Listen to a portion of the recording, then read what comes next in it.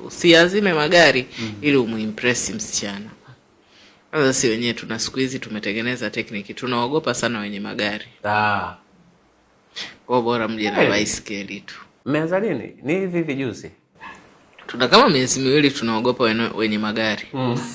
Sasa ukitaka utunani labda uje na kifaru. Naweza tukakuona big deal. Nataka mwende vitani au? Yaani hicho ndio kitu ambacho kukipata umetumia nguvu nyingi gari. Naweza tu ukawa tu umepewa gari lako la mkataba upeleke hesabu kila wiki 30,000. Kwa sisi wala hatushtuki.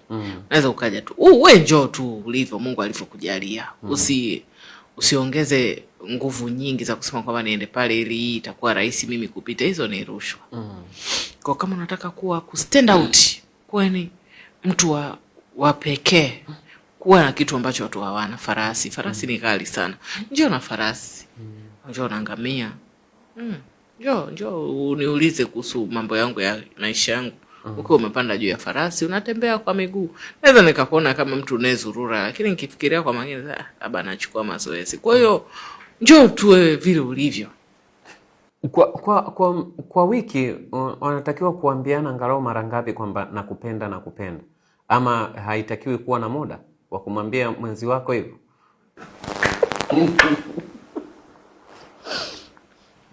Naomba msamaha lakini mimi vitu hivyo vinanichekesha.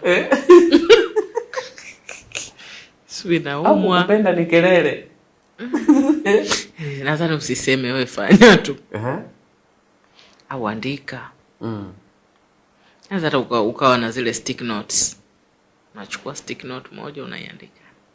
Japo mimi naweza nicheke nikikuta. So sijui hata utafanya nini. Mimi sidhani, yani inabidi umsome mtu ule naye kwamba vitu hivyo anavipenda. Kwa mtu kama mimi ni mtu nataka action. Kwa kuliko kuongea ufanye basi. Kwa sababu kupenda maana yake ni kufanya vitu vyangu viwe rahisi fanya. Alafu mtu mwingine labda anapenda kuambiwa. Unaandika ujumbe barua ya asubuhi njema. Ujumbe mrefu afu chini unaandika na kupenda kwa herufi kubwa. Kuonyesha msisitizo. Hivyo vitu vinatisha, lakini kuna watu hawatishiki, lakini watu wengine tunatishika. Sasa ukiniandikia kwa herufi kubwa naogopa, nasema kwa nini ameandika? Kwa nini? Kwa nini unaandika kwa herufi kubwa? Kwa sababu inaonekana labda unaweza ukafa hivi karibuni kwa hiyo. Usiandike sana. Yaani msome mtu ulionaye anataka mwambie mara ngapi. Na hivyo vitu kwake ni priority kiasi gani. Kwa watu wengine wanapenda vitendo, kwa watu wengine kumpenda maana yake kumpelekea zawadi.